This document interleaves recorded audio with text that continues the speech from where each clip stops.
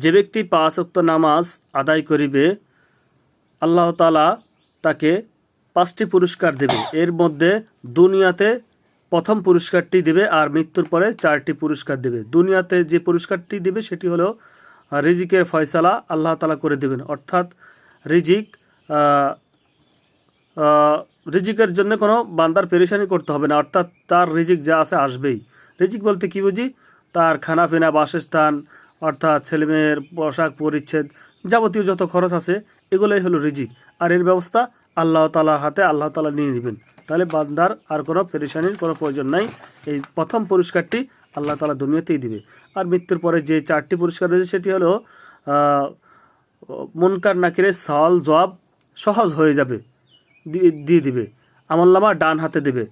পুলসিরাত বিজলির ন্যায় পার হবে। বিনা হিসেবে আল্লাহ তাআলা তাকে জান্নাত দেবে।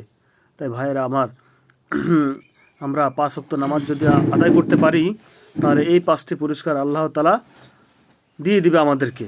এর মধ্যে দুনিয়াতে 1টি আর মৃত্যুর পর 4টি ইনশাআল্লাহ।